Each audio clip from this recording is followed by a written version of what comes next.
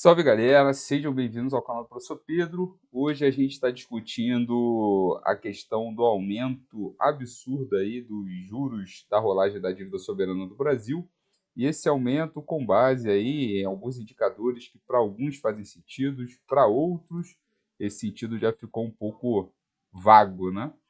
E aí quando a gente analisa nessas questões, começa a tentar identificar o que está acontecendo, coisas estranhas aparecem, do tipo, essa explosão dos juros, como a gente vai ver nos dados, ela não acontece de maneira espontânea e obedece um calendário antes político do que eleitoral, desculpa, do que macroeconômico.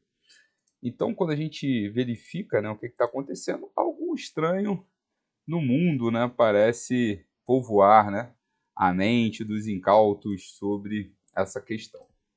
A princípio, o que a gente está tendo? Uma alta bem significativa da curva de juros para todas as durations ou vencimentos diferentes.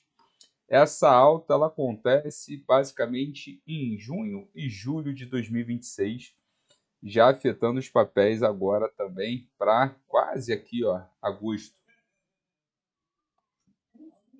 Então, para daqui a um mês, esse efeito parece que é perdurador. Além disso, ela tem cortado fortemente as diferenças dos prazos médios de pagamento e a curva de juros tem se comportado dessa forma, né? Refletindo mais uma vez uma inversão da yield curve, onde títulos mais com durations mais longas, né, pagando mais do que títulos de durations mais curtas.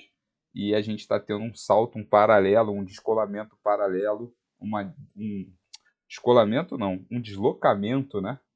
E por definição paralelo dessa curva, tanto num prazo médio de 60 dias quanto de 30 dias.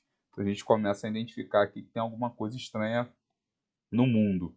E para a gente terminar de identificar, olha aqui a Selic abaixando relativamente, mas a curva de juros abrindo quando a Selic começou a subir. Refletindo também um péssimo trabalho de sinalização da autoridade monetária, que diz que, de fato, não sabe se vai continuar promovendo uma queda de juros. E uma queda, como a gente pode observar mais lenta do que há 4 anos atrás. Ou seja, a queda promovida por Roberto Campos Neto foi mais acentuada e mais acelerada do que a queda agora do Galípolo Boy, que a gente tem visto aí que não está atuando de maneira como a gente imaginava em relação aos arroubos da política monetária em relação aos outros segmentos, né, da economia, e tampouco uma discussão um pouco mais sofisticada, né, para onde caminharemos nesse cenário de juros muito altos.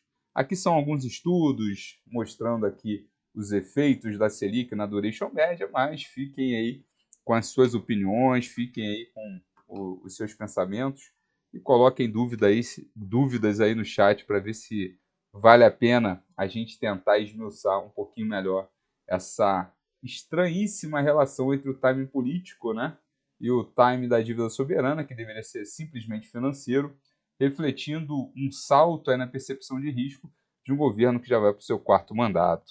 Forte abraço, até a próxima e que Cthulhu abençoe os sonhos desses geradores aí desse horror cósmico na economia.